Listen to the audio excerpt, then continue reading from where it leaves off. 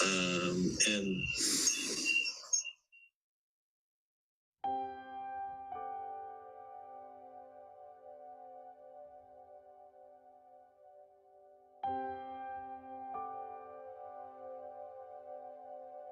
one and go.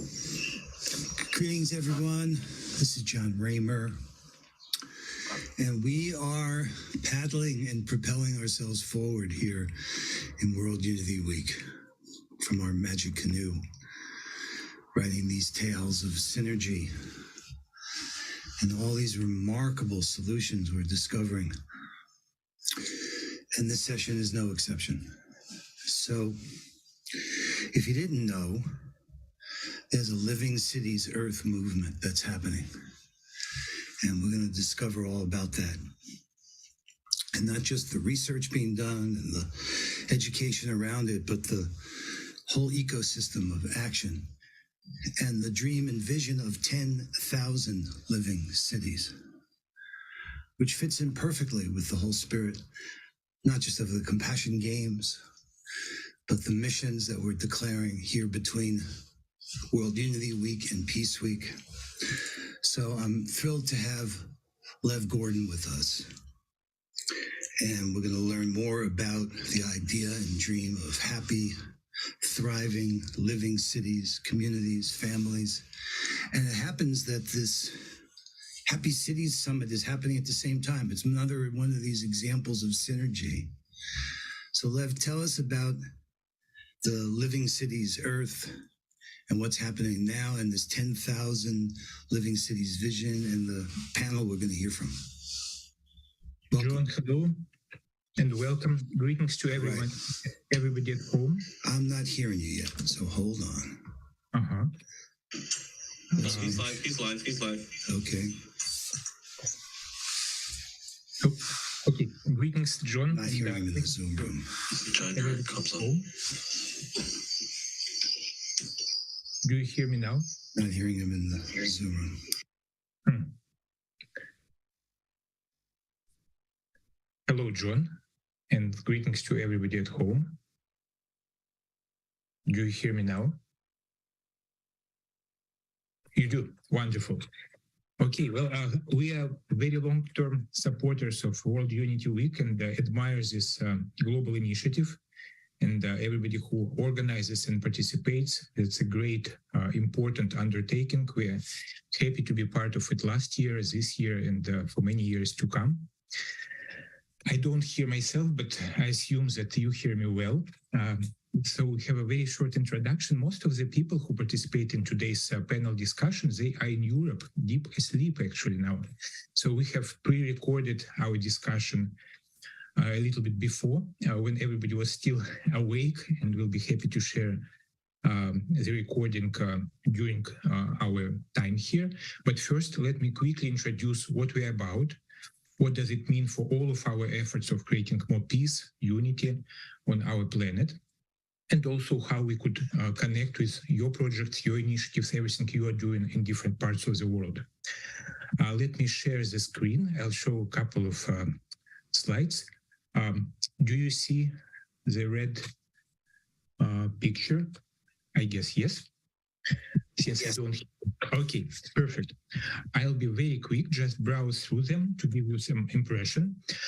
So the Living Cities Earth initiative is very diverse, multifaceted, because we bring together a variety of projects, a variety of global leaders, local leaders from around the planet.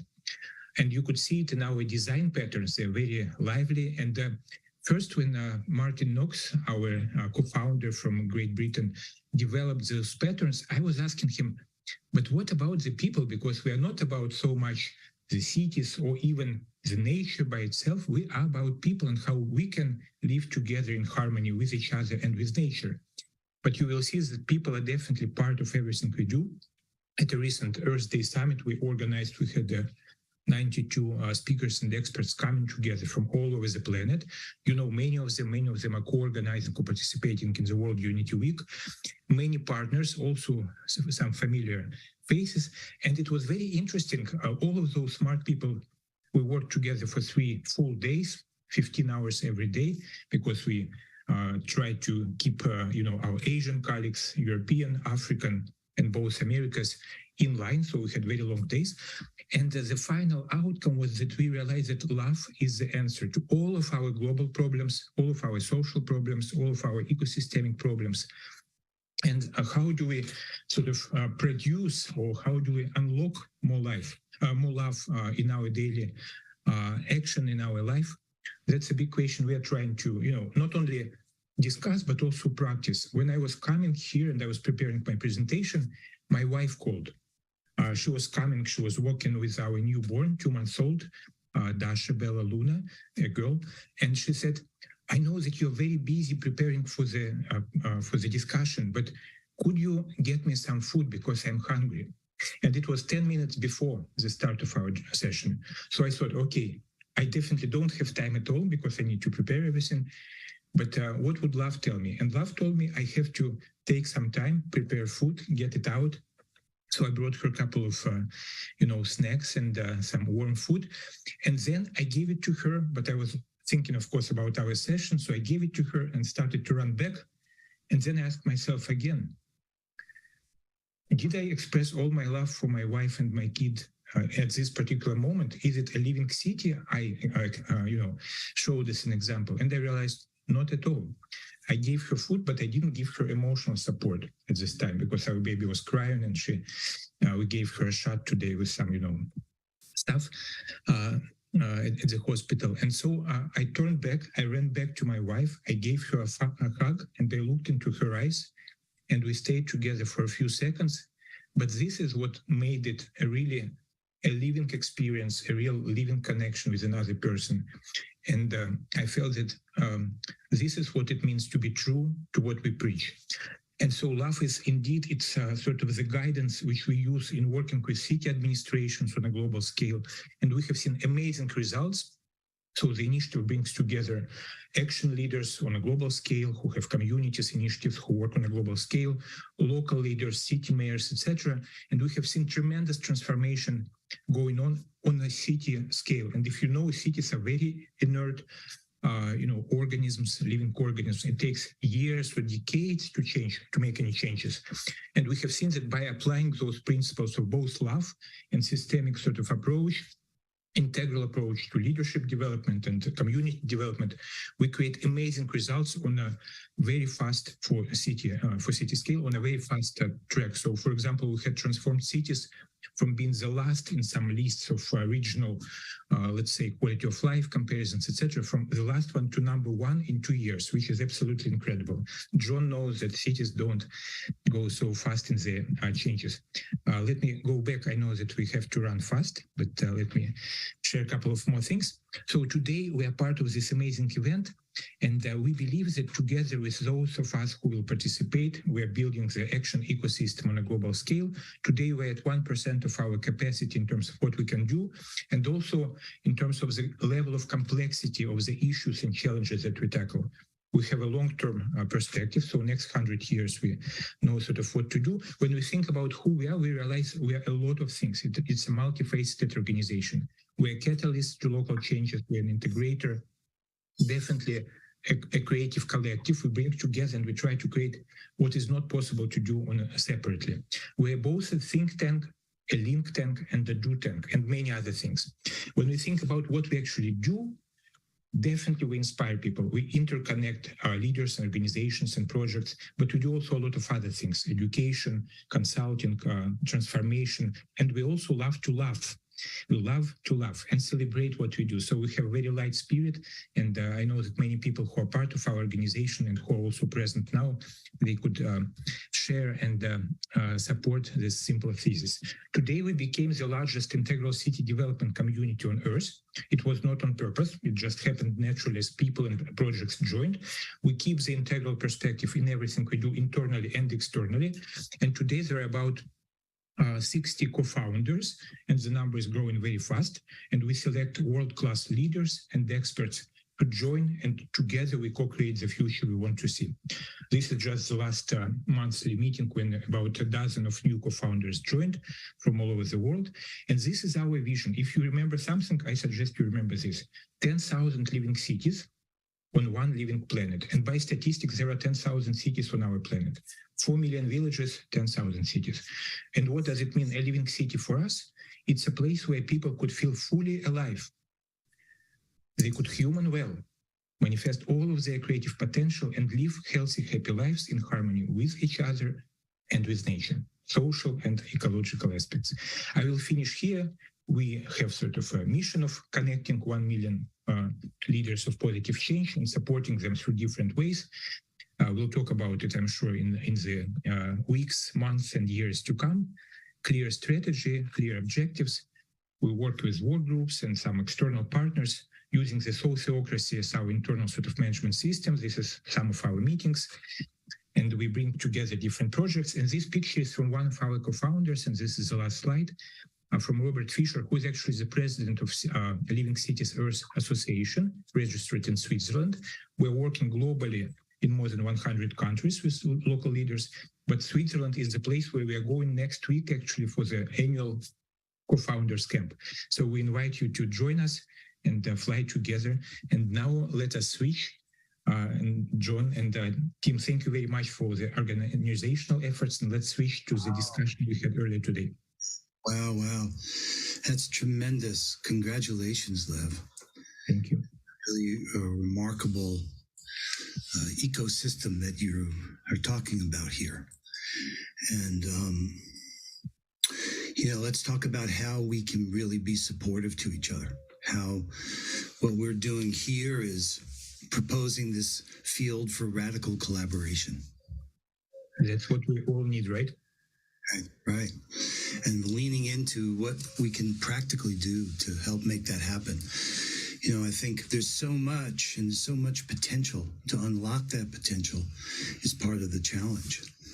So let's make it easy for people to find out more about the work, how they can become more aware, because I think awareness plus commitment is what leads to the change that we're talking about. So there are many programs that are at the city level that we're connected with here. That's a unit of organizing. Mayors have budgets, which are moral documents, and our values get expressed in our families and communities and cities. So let's make sure there's the open space where there could be more discussion about this. Let's make sure that the mission that you're proposing, the 10,000 living cities, fits really well over this next 99-day period. Well, now almost 93 days. And then with the International Day of Peace in September, we could be using this time period to catapult the work of the Living Cities Earth forward and making connections and discoveries of how we can weave strategy together. That's for us what we mean by radical collaboration. So congratulations again. We're looking at Anna Marie, of course, and her leadership, and so many folks, and Alexander, we're all connected in a unique way that allows us to potentially do amazing good for each other and for all of our future generations. All right, so should we watch the interview that you guys just had, the panel discussion? Exactly. So we're going to do that. Thanks again for making this possible. World Unity Week is a real gift.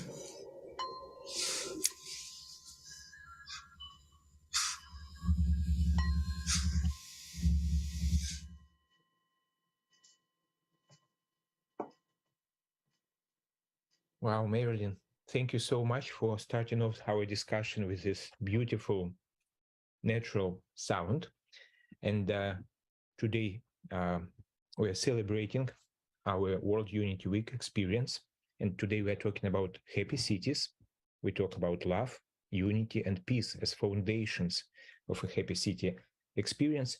And let me quickly introduce who is in the virtual room today. So Marilyn Hamilton from Findhorn, Robert Fischer from Switzerland, Bern, Marina Demchenko from Rostov, Alexander Laszlo from Buenos Aires, Anne-Marie Verhoeven from Freeland, and Lev Gordon from Seattle. We might quickly talk about our experiences before we start. So my first question really would be for a quick introduction, maybe 30 seconds each. Why is the topic of unity, peace, and happy cities are important to you? Marilyn, how about if you start? Thanks, Lev. Well, Unity, peace, and happy cities would relate very much to the inquiry I've had into how to reinvent the city, reframe the city as a complex, adaptive living system. But you know, the words love, unity, peace are so much more approachable, and happiness sort of is a beautiful container for holding them all.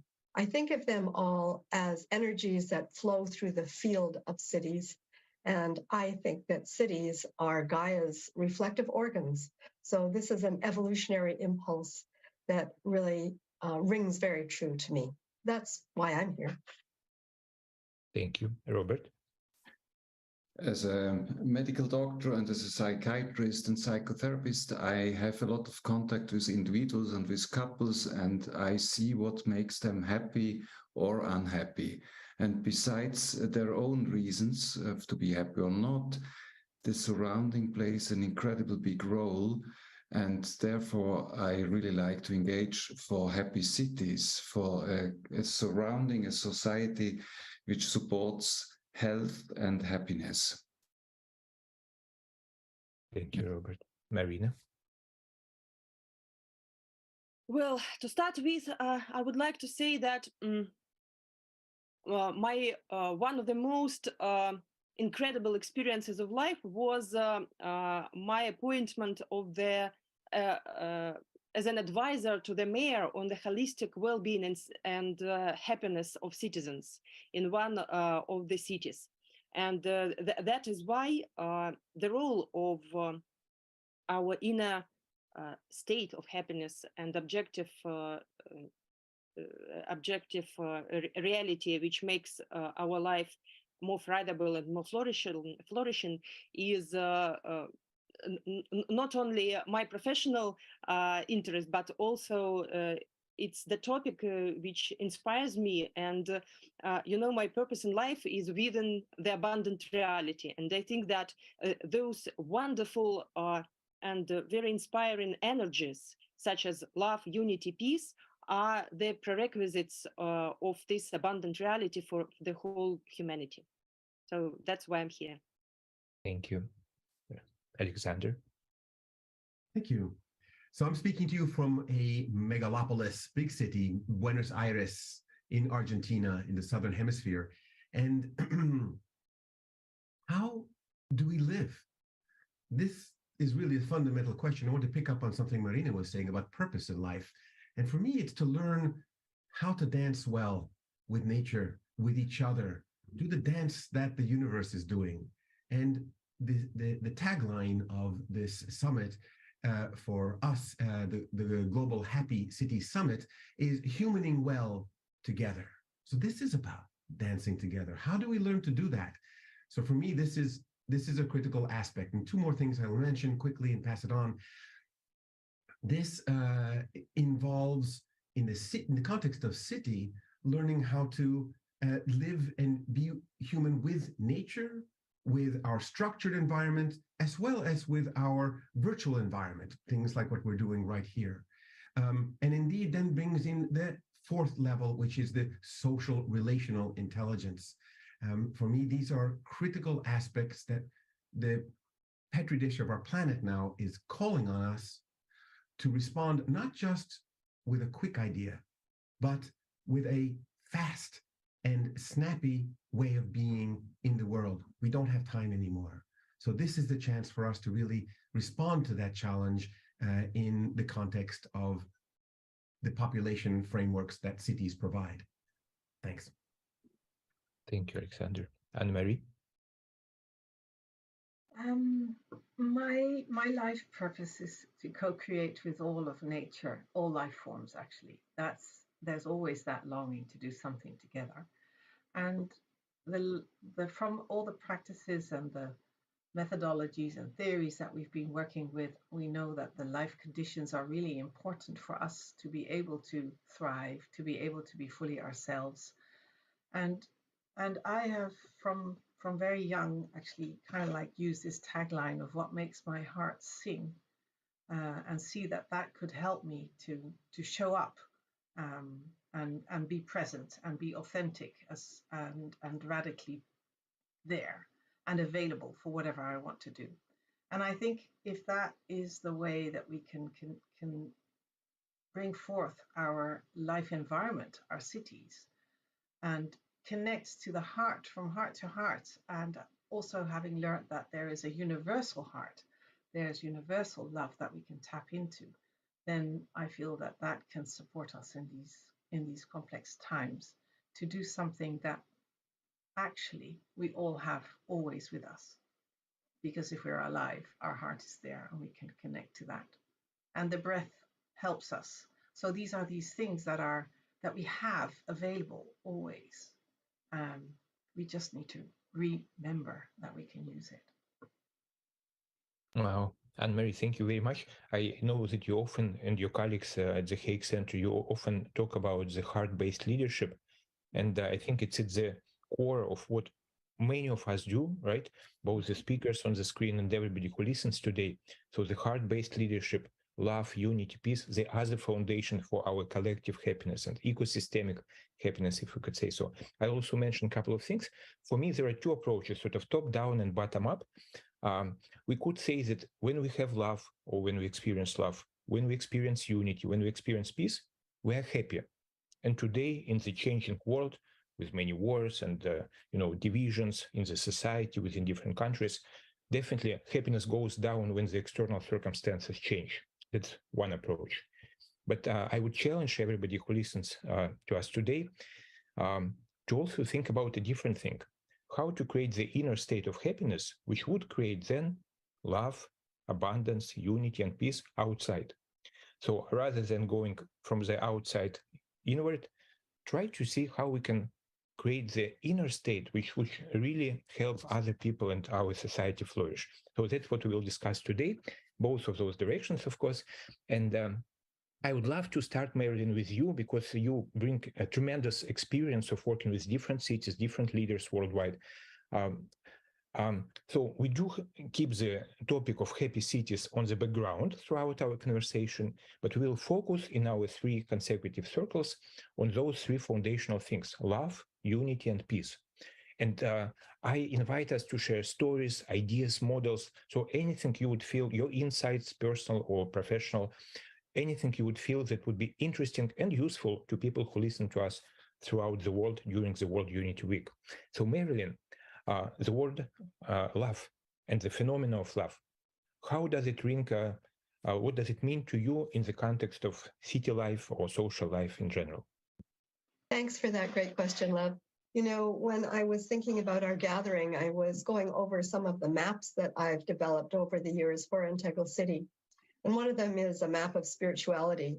And it has both the source and the truth, beauty, truth, and goodness that are connected through involution and evolution. And what is actually holding them is consciousness and love. And so the love that really is both involutionary and evolutionary is something that I think is, as Anne-Marie said, universal. But it also is the force that interconnects us. So for me, working with the city, I realize it's very fractal. So we've mentioned how individuals can manifest love and happiness, but also the individuals connect with other larger groups of people, and they in turn are able to care and connect to the places that they're in, as we've mentioned, all of our locations in the world here. And then all together, when we have people and place and the individual person, we're able to hold the planet. So I think that this is the root of love that interconnects all of these different individuals and collectives, as well as how we organize together. So I see this, as I mentioned earlier, evolutionary, so that we're growing capacities to do that. Over the history of our species, we've grown capacities that have brought us here today. And when we look at any of the groups or collectives that we develop capacities for, we realize that individuals and groups and places all develop capacities that can support our planet. Somebody that several of us know well is the cosmologist Jude Currivan, and she mentions and suggests that what we do is think cosmically, feel globally, and act locally. And for me, that's a huge enlargement on something that was a basis for developing the first sociology of cities, which came from Patrick Geddes. He said to think globally and act locally. He said that in 1890. That just always makes me wonder, how could he have known at a time when he couldn't see Earth from space? But we can see Earth from space, and it isn't remote. We know that this overview effect actually impacts the people who see it, the astronauts, and what they experience is a deep spiritual connection to themselves, to each other, and to our planet. So for me, this is all ways of expressing love, of seeing it manifest in our lives, and seeing how that we cannot possibly imagine a happy city without the energy, without the interconnection, without the relationships that love builds. So that's one of the ways I would respond to day love. Thank you, Marilyn. Robert? When love happens in my work, the atmosphere changes in the room where I'm working, or if it is with a group or with an individual or with a couple. It is a different energy which emerges, and I would say we realize the reality for a moment, because there is trust. It's very clear that we'll belong together. The good intention is there, and this is reality, actually. We belong together and we are in the same system. And when I watch what could support people from city level to the citizens, then I would appreciate very much some more support for the crucial life situations like birth, sexual love, and death. And these are all life situations in which people can be touched very deeply in their heart. So in birth situations, when I speak with parents who experience birth of their child, there is almost tears in their eyes because they are deeply touched. When I work with clients, you all know about birth traumas. It's so important how a birth happens. It can make a life happier or less happy. If you speak with people about sexual love, it's often very challenging to make it happen.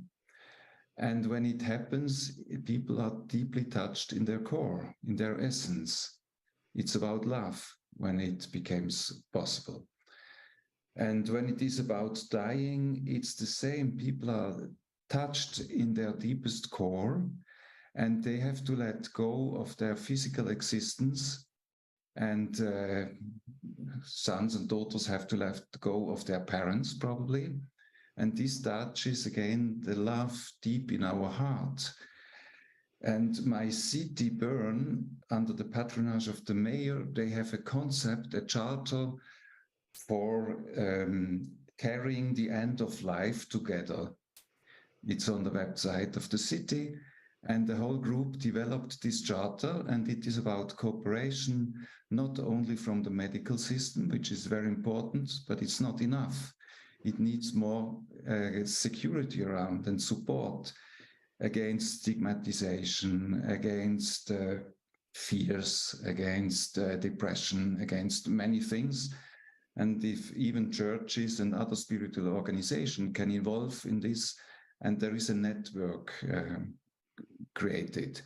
So I think this contributes a lot to happiness of people in a city. Thanks. Yeah. Thank you, Robert. Marina? Thank you, Robert. You know,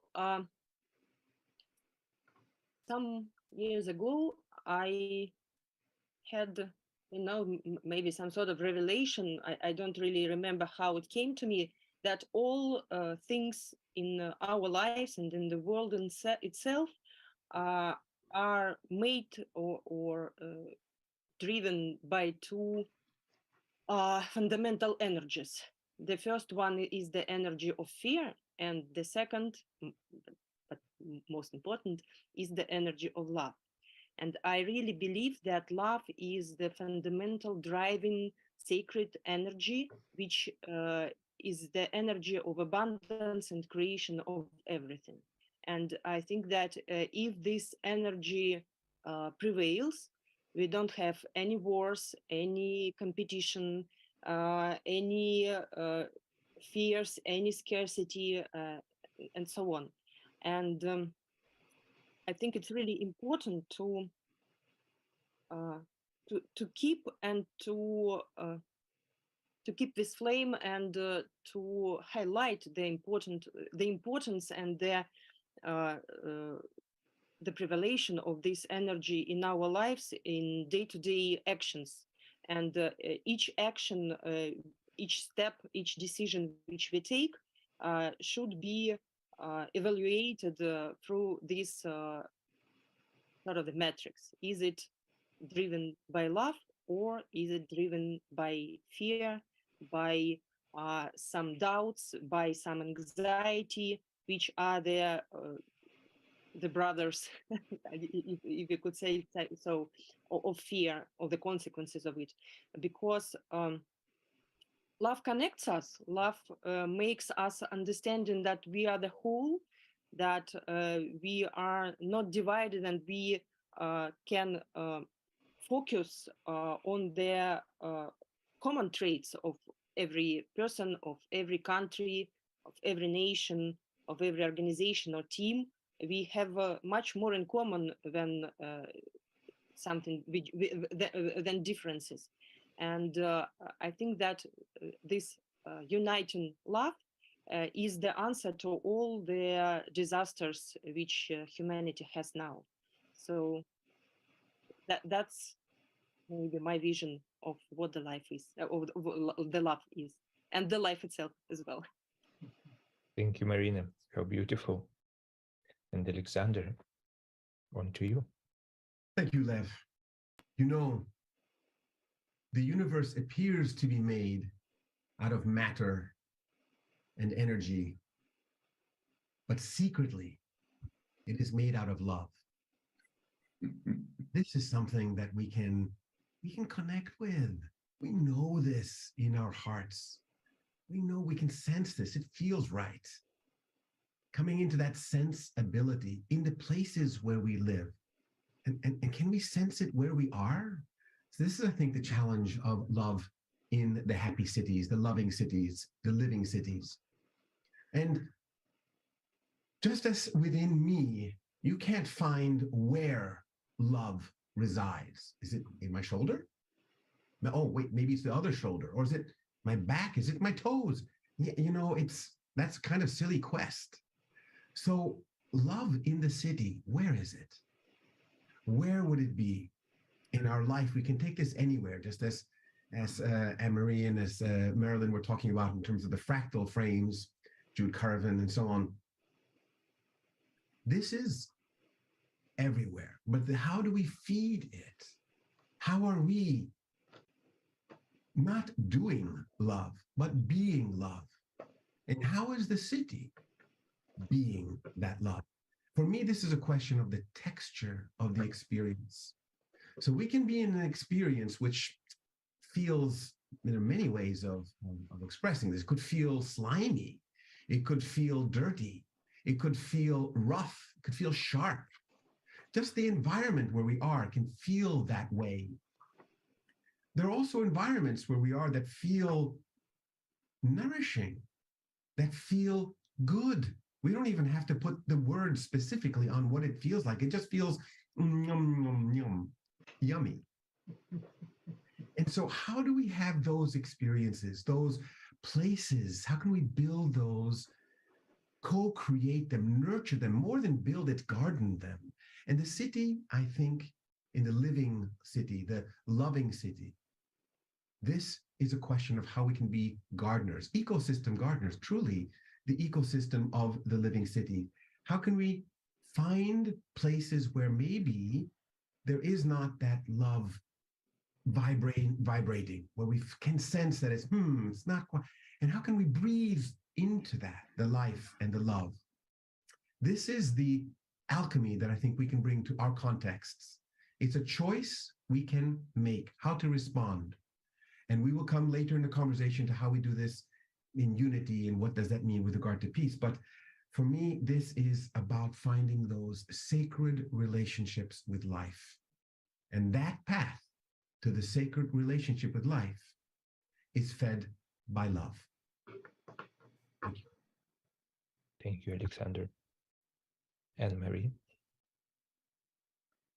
Yes, I totally agree with you, Alexander, about that. And I see love very much as a life force.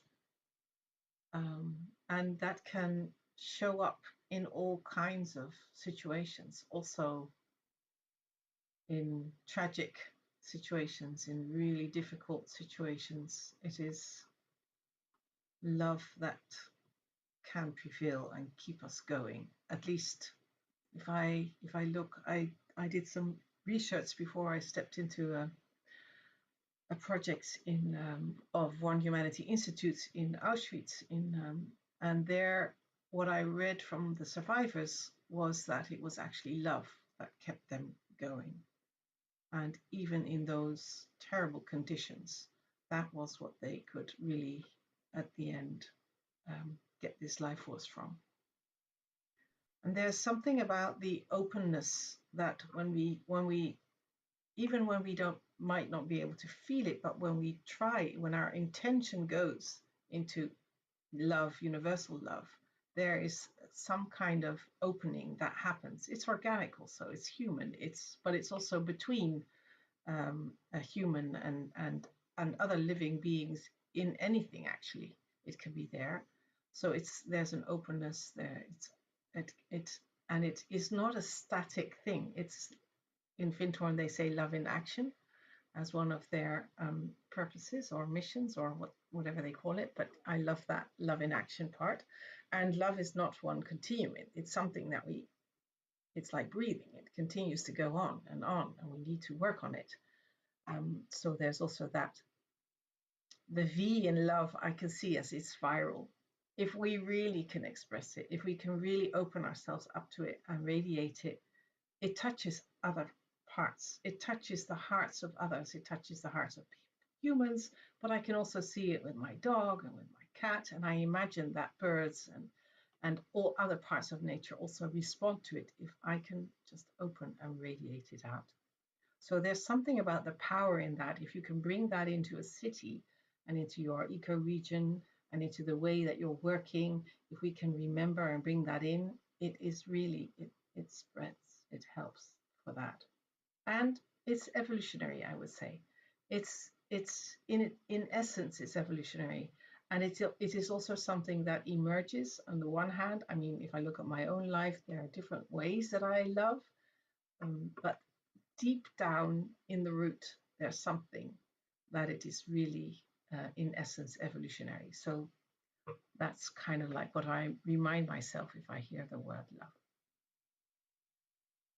Wow, how beautiful, Anne-Marie. Thank you so much. And Marilyn, Robert, Marina, Alexander, so deep perspectives. I would also like to share a couple.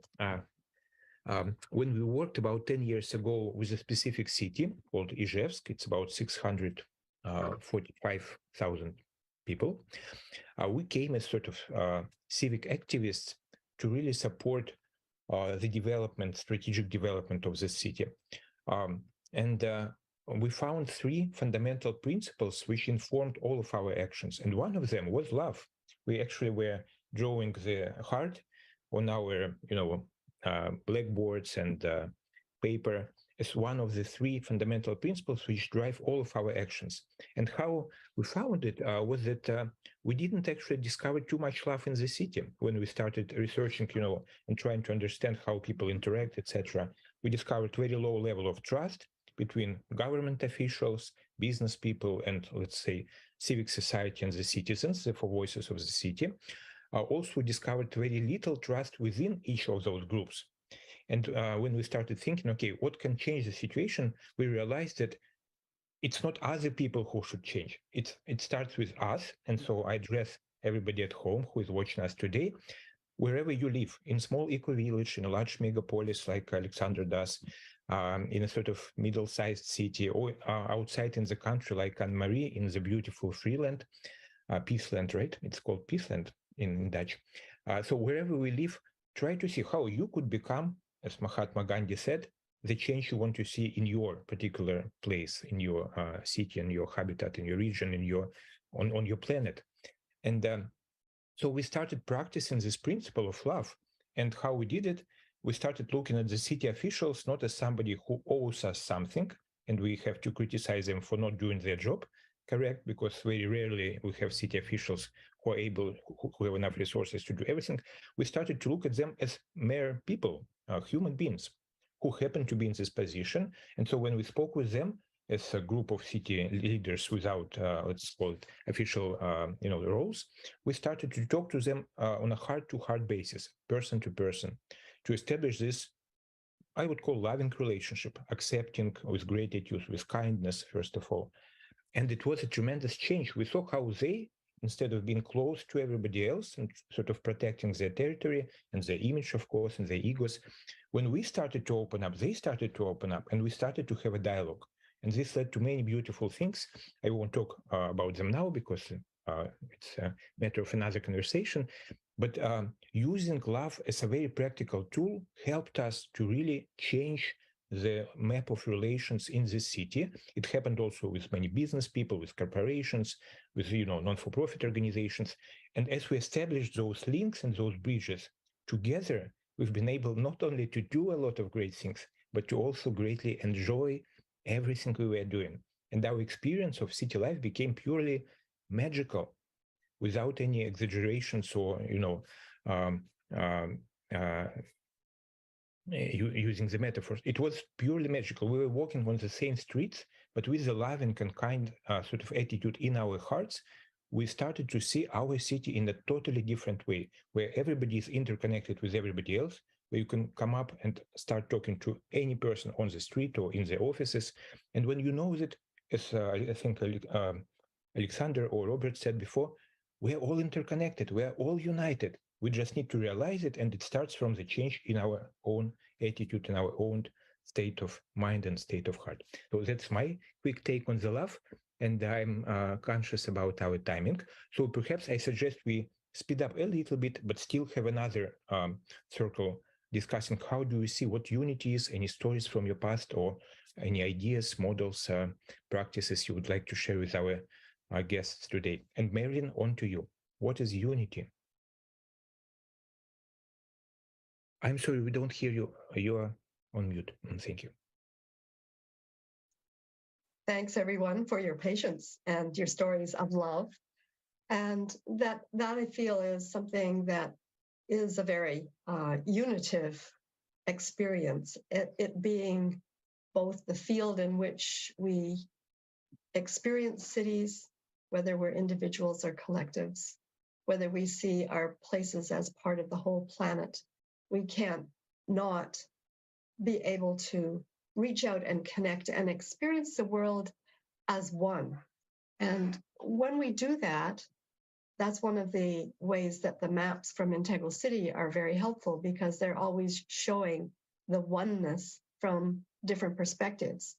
And one way that we experience this in our lives every day is, even looking at the screen now, there's the I of myself speaking, there's the we of us together, and then there's also the it of the screen and the reality that is our life conditions for each of us. And then there's the whole system that is holding us. And we know that this is an international system, because if you look at all the cities that we're located in, we're around the world, north, south, east, west. And so this sense of unity goes back to what I was speaking about, Jude Curvan's call for thinking global, feeling, thinking cosmic, feeling global, acting local. She's led her to thinking of a unitive narrative. And so thinking that the stories that we tell really have the same roots and commonality. Oftentimes we don't recognize those metaphors, but the very stories that we tell are including our I's, our we's, our it's, and our systems. So it's really one way of understanding the unity that is an actual experience, an actual fact, an actual reality. Ken Wilber calls this more technically the subjective and intersubjective, the objective and interobjective realities that co-arise. So these are not happening separately, they're happening all together. And it's becoming aware that we have the choice to have a perspective of feeling the whole sense of it, or sometimes it's just very natural to know what I'm thinking. And I think that there's sort of connection into unity that I think is most important is to be curious.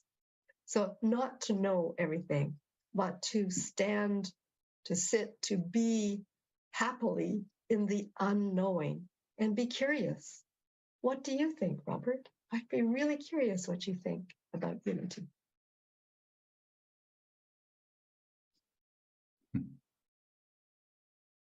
Okay, thank you, Marilyn. Today I was walking in the mountains, and more I become a guy who likes to talk to people, small talk. And Marilyn just mentioned the word curiosity. I am curious about very small things and ask people very simple things, and immediately there is a human contact, and we are a unity, a human unity. And I enjoy this more and more. And even sitting in the mountain house in a group, we had immediately a group talk. Unity, beautiful. About 15 years ago, when I was in nature and in a kind of vision quest, I asked myself, what and how can I engage for life on Earth? And it became more clear to me that I don't feel yet connected to the whole world. I was connected to my small world. And then I started to realize that when I love the world more and more, I will behave in a healthy way for the whole organism of the Earth. And this I try to realize more and more. It's not always easy. I fall back in my old habits once in a while. But it is also, it's fun actually. The more I do these steps, the more I like life.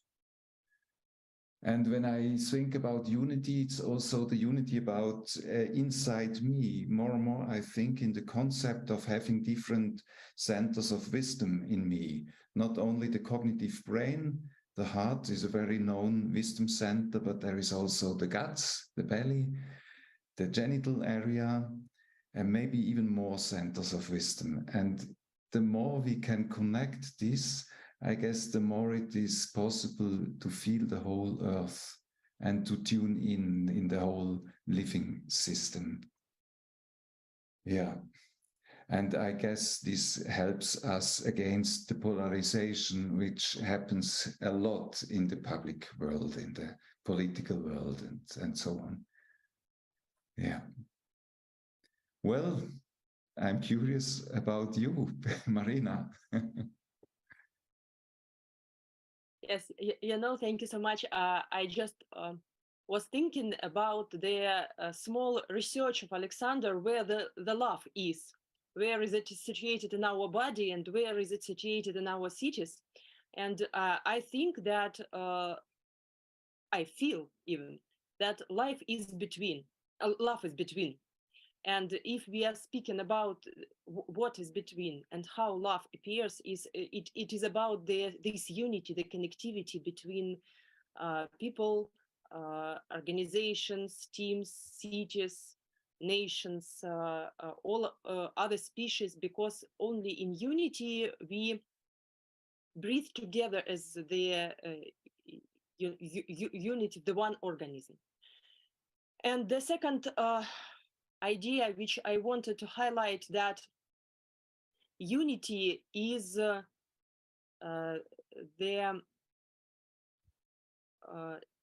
service to diversity. It's not about leveling the differences or somehow diluting their specific peculiarities. It is when we speak about the unity of different nations, different cultures, different approaches, different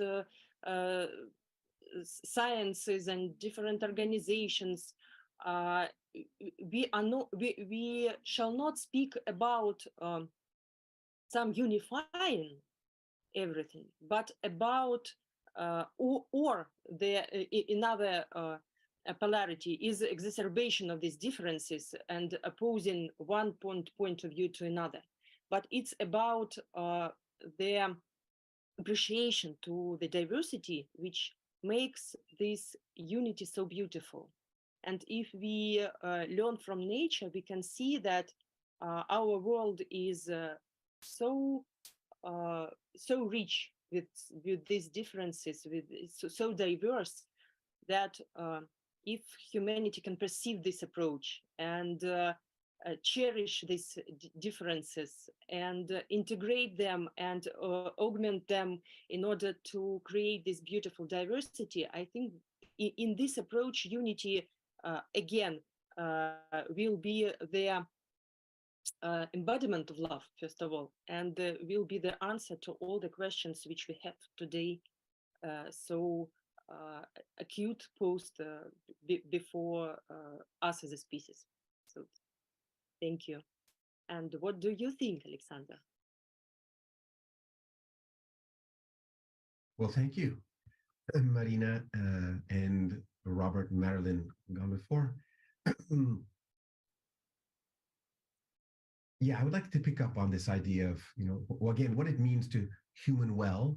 I think a lot of that has to do with the conversations we have, a lot of what you were just now talking about, Marina. And because we are a species that talks a lot. We communicate through spoken acts, through reading, through language. We often talk about, not often enough, the language of love. But how does love inform our language, and how do we communicate? So there's a good colleague of mine, a friend of mine, David Price, talks about being in dialogue. It's not quite dialogue, but it's a kind of dialogue, taking the reference to the Tao, that is in harmony, looking for the flows, in dialogue with each other, in dialogue with nature. It's a sacred dialogue, being in dialogue. And this, I think, is part of this expression of unity. How can we be in conversations where we human well, which means we're not just having conversation to make our point and to win the case and to make their communication one way, but we're in a listening dialogue, in a dialogue. We are in this way of really in a conversation of empathy, where we're listening into what is seeking to emerge, that has health, that has life, that has love. So for me, the last two things here I want to mention is this concept for me of unity. It can be scary because people can think, oh, wow, I'm going to lose my identity in this unity business. Where am I? But the important thing is unity without uniformity. It's not unity of a monolithic type, just all the same. Unity without uniformity. And diversity without fragmentation. So that's nice. We can have the diversity, but you see both are reflections of each other. When you have unity without uniformity and diversity without fragmentation, this is the healthy dynamic unity. And to get to these, to cultivate the kind of intelligence that can flourish to human well in cities, for example, in the dialogue, is first to cultivate connective intelligence. There's the unity quest right there. How are we connected? Empathetically listening for what is seeking to connect, to join. So there's connective intelligence. That is the basis for collective intelligence. But the first step is connective intelligence. And then with collective intelligence, which is not the objective, that's just a means for hopefully getting to collective wisdom and collective action. What better place to explore how to do this in the rich conversation frames that cities afford? What do you think, Anne-Marie?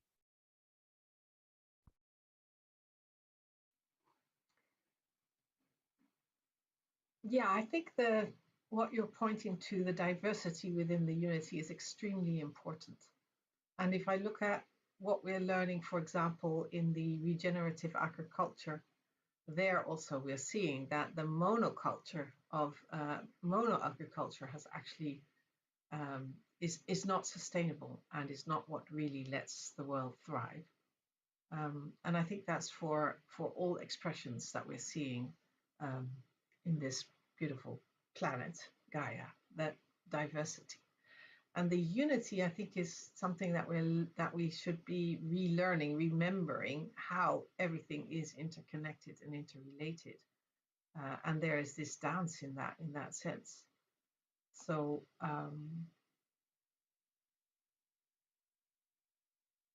I think that's one of the things that we're looking for then in these living cities. How in a city do you let that become more, people more aware, or ourselves more aware of it? So the communications that you are pointing to, Alexander, in that is of course very important.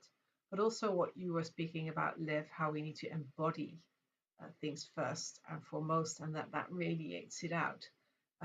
When there are these moments where I get totally muddled up and I am feeling more of a fragmentation coming into me than in a project, or when I'm looking at the architecture for something that we're working on, what often helps me is just to take a breath and then look into my body and imagine what's going on in all these different cells and parts, which I cannot imagine. I can't fathom that. But I know it's one body. Well, at least that's how we experience it. Let's put it that way. And that then can let me relax that I don't know how it all works. I don't need to know how it all works, but I do need to acknowledge it. I do need to embrace it and sense and see it. And the senses, I think, is another thing that I myself am exploring. That if we can awaken more of our senses, some people say we have 12, some people say we have 33. That's what Don Beck used to say.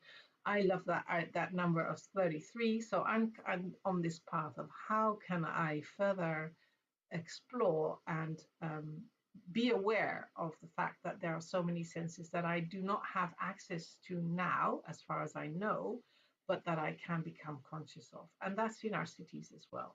And that's in everything, actually. That is what we are able to explore. And so the unity is actually kind of like, if I can just believe that, if I can just really acknowledge we're all in one, we're all interconnected and interrelated, how is it then that we can express ourselves in diversity, rooted deeply in that unitive narrative, in that oneness? And whether that's up there in the cosmic context, whether it's deep in the soil, whether it's deep in the heart of the earth, whether it's in the water, whether it's all these imaginations about how would that look like, is already opening up our heart, our senses, and our ways of looking at it from a different perspective. So, and what your father, Alexander Irvin Laszlo, has really been sharing and expressing and taught me about is that if we really come with that planetary consciousness, then it's also the next step can be that how we can, from a coherence within, we can come into a coherence together, and through that come into super coherence, and that also will help us to really be fully present with joy and love and the thriving of all parts. Wow, thank you very much, Anne-Marie. You see, the unity takes so many different shapes as we went around the circle. I learned from you as much as I learned during my business school about many different other things. So it's a very rich, very sort of intense learning environment. And I think everyone who is watching us today, or the recording of our conversation later on, take some bits which are relevant to your life. You don't need to necessarily remember everything we said, but there are usually one or two things which really resonate deeply with you. And what I would like to share on the topic of unity, I had a few ideas before, but as I was listening to Anne-Marie, my daughter came into the room. I'm working from home today, and she's 6 years old, and she started cutting paper to do some drawings. And I told her, quiet, quiet, I have to speak in a minute. And she was trying to be quiet, but still there is noise when you cut paper with it. And so I felt I was getting a little bit angry. And then I thought, okay, we are having a panel discussion on unity, love, peace, happy cities.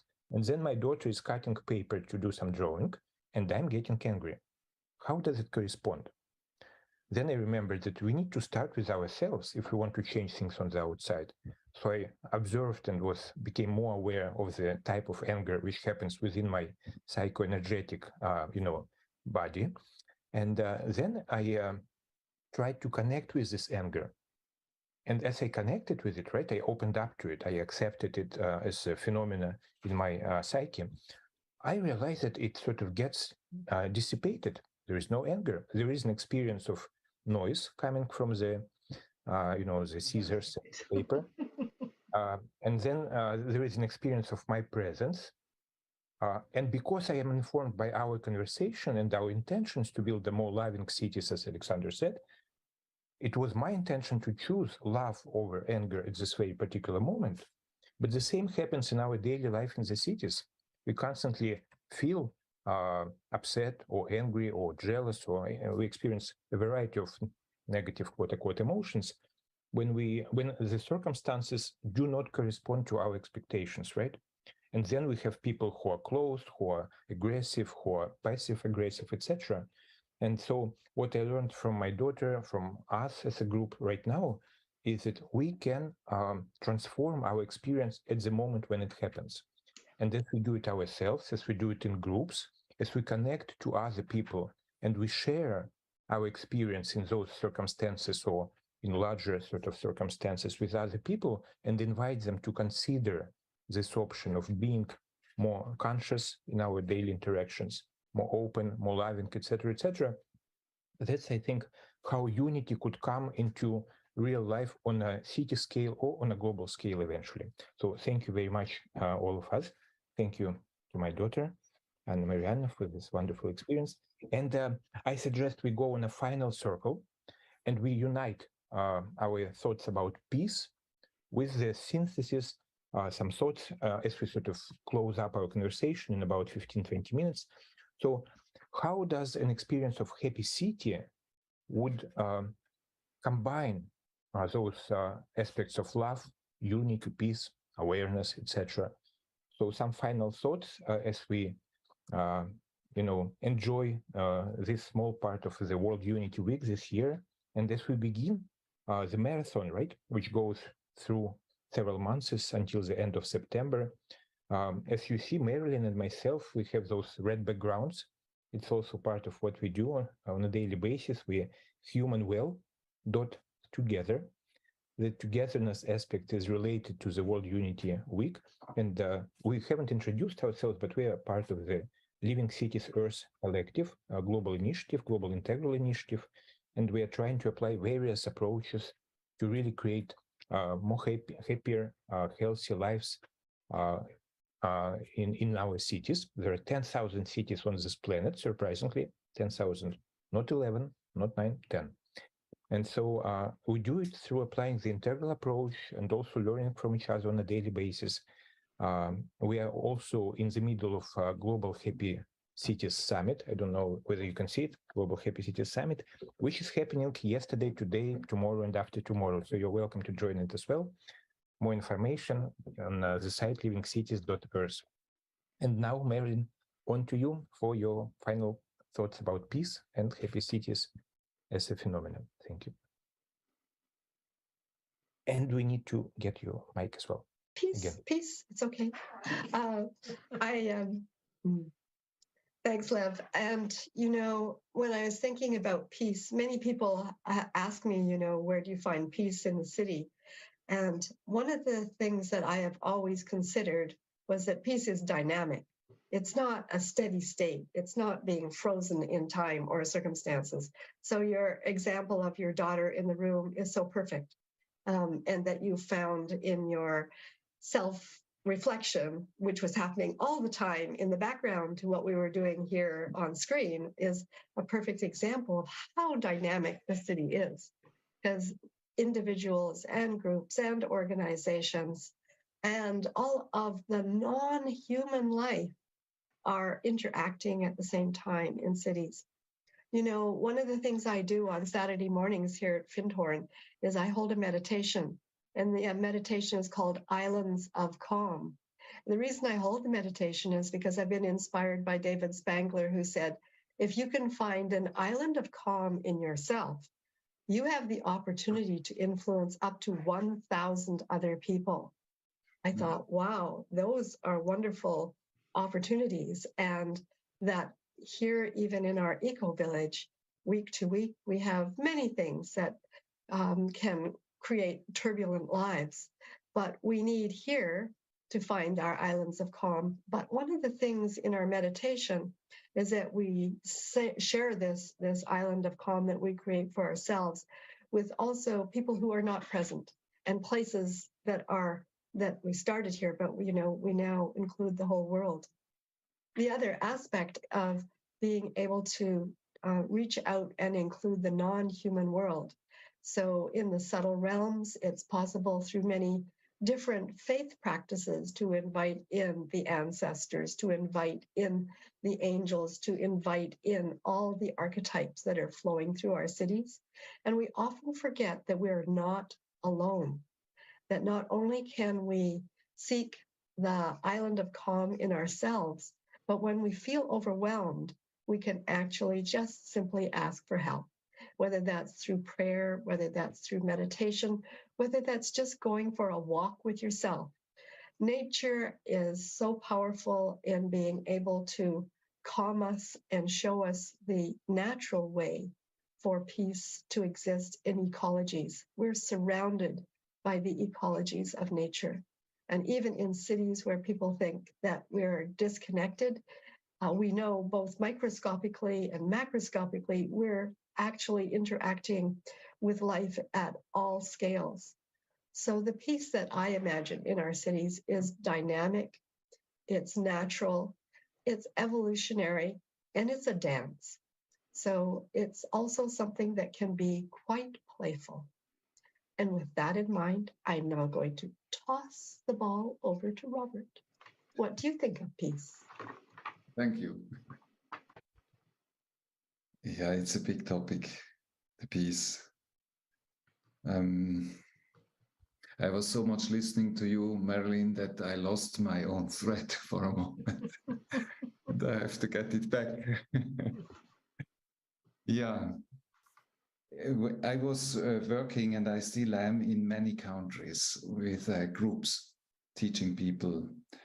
And in the countries where there is most violence and conflicts and wars, they have the biggest longing for harmony. But of course, their harmony is an understanding of no conflict. It's like the pendulum on the other side. It's not yet peace, what I understand as peace, but I can really understand them and their deep longing for not having so much conflicts. Conflicts means that your nervous system is always in an alarm situation, too much activated. And it's too much for our organisms. We need our nervous system to go up and down, to relax, and then we can activate again, and so on. This is a normal biological pattern. So my understanding of peace is that on the individual level, we can learn and have to learn to deal with our activations inside. And what Lev described about his behavior to the government of his city, it sounds to me as if you would have approached them with a very much non-activated nervous system. And this made you able to accept them and to unite with them and to love them as human beings. So peace for me means that we are able to deal with our nervous system and that the cities support this, the surroundings support this. And it may sound, in the first moment, may sound a bit strange, but You are only able to support peace if you are able to really deal with heavy conflicts, and even once in a while to initiate a conflict, because sometimes conflicts are very necessary for life. But it's good when you still steer yourself in the conflict, when we are not drawn away in this activation, because then you are in danger to become destructive. So I would propose cities to create frames for healthy conflicts, because in a conflict is always a pearl hidden, and the people engaged in the conflict, they could be on search together in a kind of unity for the pearl hidden in the conflict. And this is, for me, the understanding of peace. Yeah. So, Marina, what is your understanding? The ball goes down to you. Yes. So lovely. I think that peace is a very crucial notion of today's world. And first of all, I think that the main prerequisite for peace in the world is finding the peace inside ourselves, inside our own souls, because I have also said today about fear, and I think that fear is what makes us struggle and makes us have the war inside ourselves, and after that we are having conflicts and having wars in different aspects of this world with other people. And I think that what could be some sort of the medicine,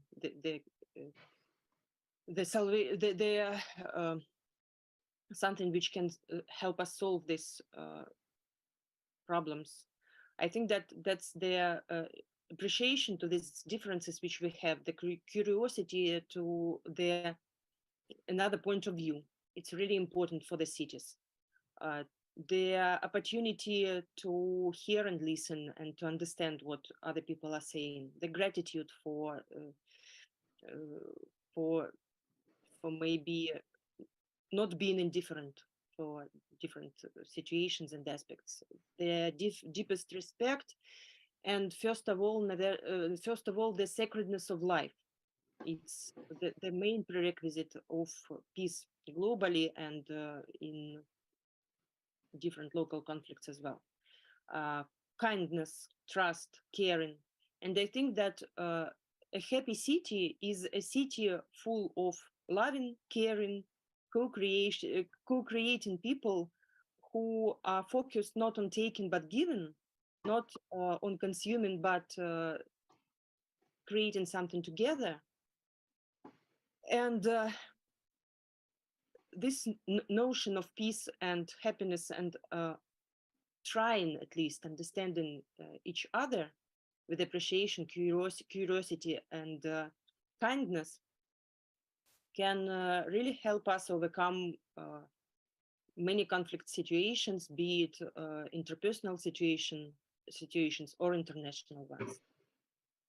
So thank you. And I'm passing on to Alexander. I got it over here, the peace ball. You know,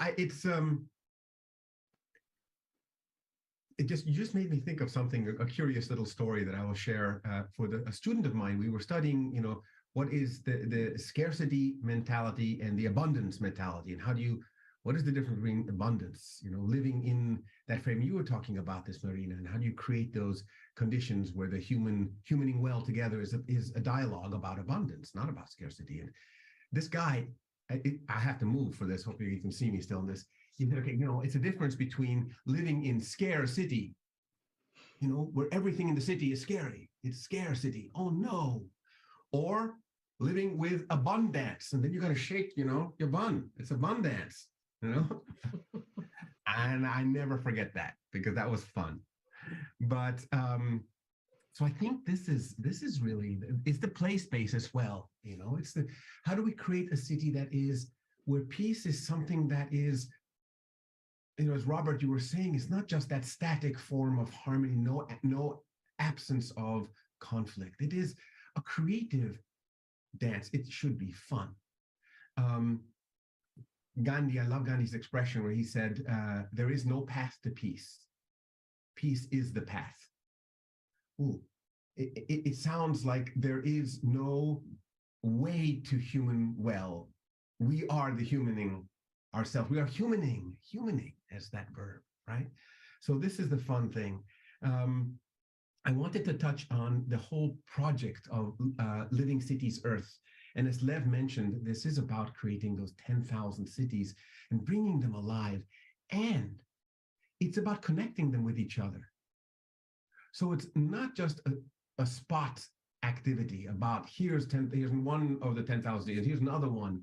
It's about creating a living rhizome, a mycelial web. It's about being fun guys in this whole process and creating from that an ecosystem of cities. And out of the ecosystem of living cities, we can have hopefully a thriving global civilization. This is the scaffolding that we're talking about. It's dreaming big, but it's acting on that. It's not just having that as the dream. This is the peace frame. So for me, this comes to something Marilyn was talking about, and Lev, you touched on this as well, how it starts from within. It starts on the capacity to, what does it mean that you aren't being at peace, you are peace? What does it mean to be peace? And for me, there was a beautiful haiku that I read just recently from a friend of mine, Barbara Shipka, and it's called Proceed. And she says, "When I fear the world has ceased to hear me, I am still flowing waters." And this idea of still flowing waters, for me, there's peace in that. And how we can be both, and I'm playing with the expression, both still and flowing. Still in our centers and flowing with what emerges in the moment. Still flowing. How can we be still flows?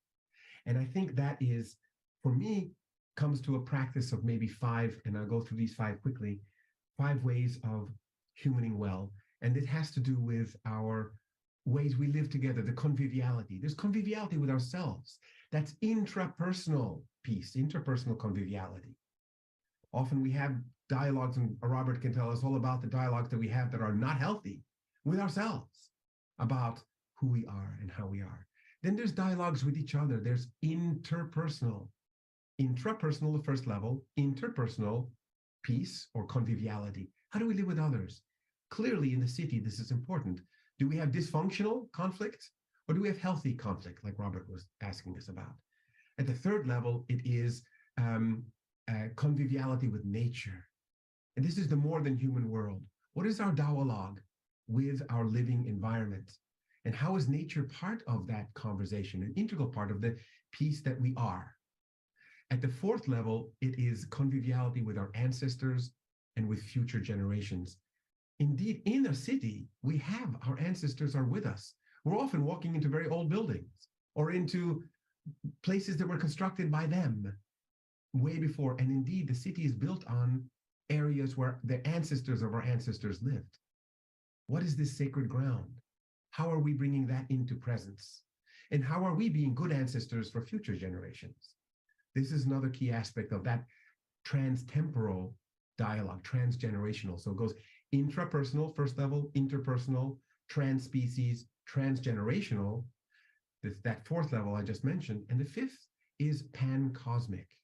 How are we engaged in this way that brings the expression of not just our homocentric frames of being in the city, but how are we truly an expression of the creative impulse of the universe? This comes back to what we first started talking about love. because that is the creative expression of interbeing, as Thich Nhat Hanh talks about, the interbeing. And this is the city, I think, is a beautiful place for us to do this. Finally, I'll end just by saying, this is not just a nice idea, great experiment, let's check it out, see if we can do it. This is the time where, as a species, we must truly learn how to master these 5 levels of interbeing, of conviviality. And this is a time where if we don't have this balance, this healthy balance of peace, of unity, of love, then it doesn't bode well for our species and for the balance of life on this planet. What a wonderful opportunity right now to have that alchemical twist between the response that is to anger, like Lev was talking about earlier, or the response towards love and interbeing, humaning well together. What do you think, Emery? Passing the ball to you. I have my little ball.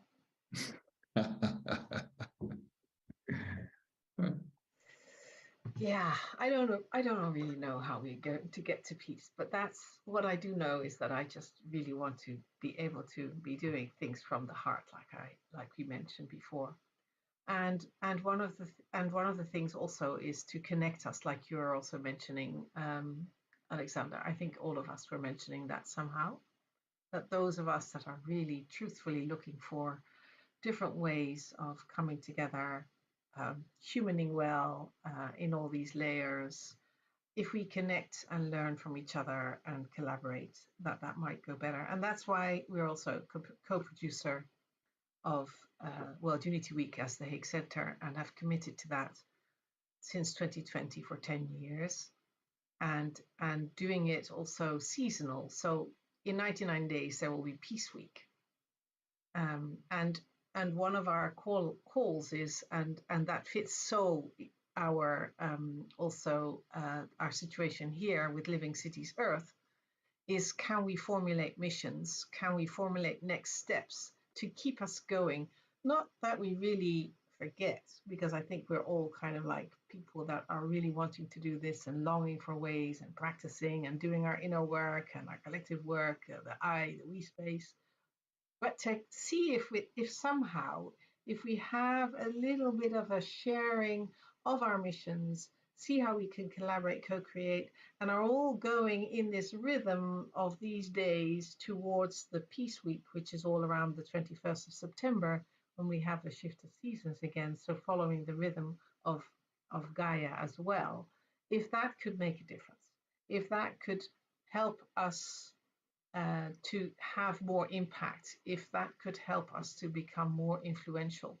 And I would love us, as I know we have that all the time, because we are so mission driven. We are so, we don't speak about coming up with a summit, but we immediately make it kind of like a whole challenge. So that's already inherently in our nature as Living Cities Earth.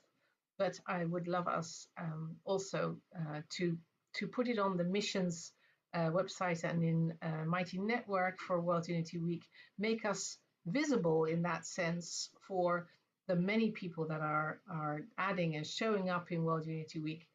As I keep sharing, in all the missions that people are voicing, we can always realize that we are connected to a place. We are here on Earth. So Living Cities Earth is really that opportunity. So any mission that is there can also be connected to a place, can be connected to Living Cities Earth. And in that way, we can really perhaps reach already so much more in September. And through that, learn on a deeper level how we can serve that peace can be all around the world. And I have such compassion and such pain in my heart for so many places. Also here, where there is so much struggle and war going on. And so, I really would love us to voice that also and bring that forth. Lev, please. Would you throw me the ball? I will throw you the ball. Here you go. You got it. Thank you. Well, as we see, everything is interconnected. The thread is uniting all of the cities on our beautiful planet. And as we finish our short discussion today, I would like to welcome everybody at home who is watching us today or later in recorded version to scan what was the most important insight you got from our conversation today. How do you want to take it and apply it into your life or life of your community, your organization, or your city? Alexander, Laszlo, and I are bringing together our institutional partners this Saturday on June 24th, and everybody is welcome to join. We'll have a beautiful interactive workshop discussing how we can combine what Anne-Marie was referring to. We will have a session where we learn about each other, our missions, our objectives, our operations, but then also how can we combine, how we can interact and mutually reinforce each other. So it will be the institutional day, leaders of global communities, regional, maybe local communities, and organizations would come together on the 24th. Tomorrow, on the 23rd, we have an exciting day about the future leaders, the future of Earth, the youth, the young people. And we have a really very special discussions and speakers from all over the world who talk about, okay, who will be creating the future after we go to rest. We are visiting Robert in Switzerland in a couple of weeks, right? We have a Living Cities Earth Co-Founders Camp in Swiss mountains. So maybe we like it so much, we stop our, working on the world. Who will continue? So if you're interested in this topic, do join us tomorrow for this discussion on the future leaders. And I would like to thank everybody today. Marilyn, thank you so much for your insight and perspectives. Robert, you're a medical doctor, but also you're a healer in your heart, and what you brought today to our conversation was very special. Thank you. Marina, your experience working with the city mayors and really supporting them on this social scale, creating lasting change is amazing. So thank you for sharing your perspectives. Alexander, you're the only representative today, at least, of the southern hemisphere, of the global south. You look a little bit like you come from the north, but you are now part of the south. So thank you for joining us with all of the insights and metaphors. And Anne-Marie, you are the strategic connector who brought us all together here at the platform of World Unity Week. And thank to you and John Raymer and everybody who is supporting this structure for years and years to come. So we are together in this. And big thanks and lots of love, unity, and peace go to everybody who is watching us, everybody on the planet. Let's create a network of 10,000 happy living cities together. Thank you again. All the best. And thank you, Lev, for also bringing us together and for continuing the conversations. And really great. And we're coming back to blessings, everyone. Fabulous, just fabulous. And that idea of building the bridge to the missions gives a way to keep the continuity and building the momentum we need right here.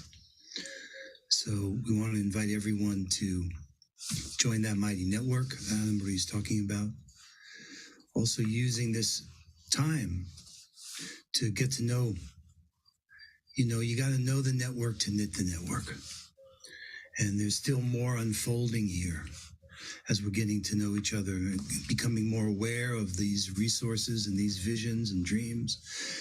This is what the new Earth Rising looks like. So if you resonate with what you've just heard, Lev, I hope you can make it. There's an open space tomorrow as well, where folks who haven't had a chance to share can share. We'd love to have a session on the Living Cities Earth. There's also tomorrow a whole event on human security with Audrey Kitagawa and Jonathan Granoff. And let me show you where I'm finding all this. If you go onto the website, World Unity Week, and then here,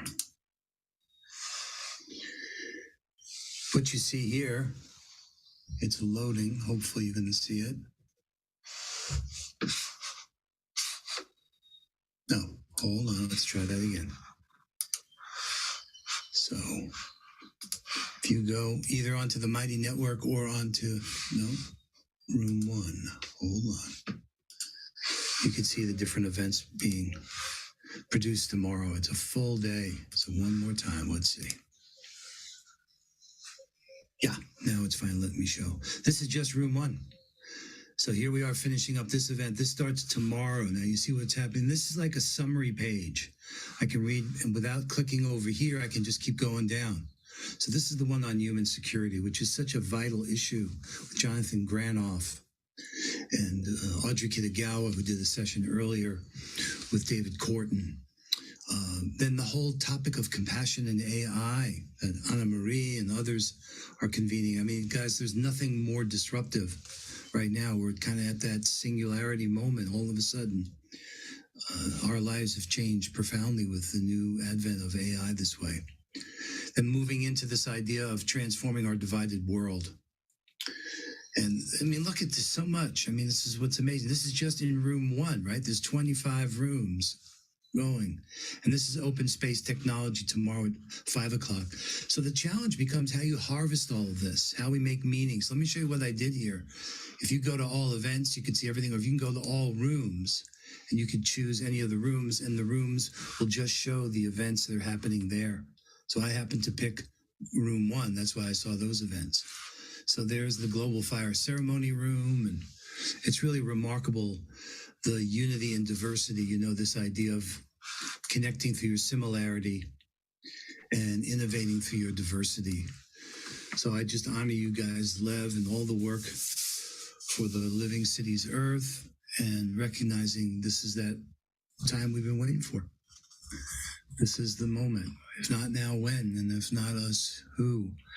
And Lev, I just want to honor you, the authenticity you bring, just the way sharing from your own life experience, which is the only way I know we can do it, and being real and generous and loving.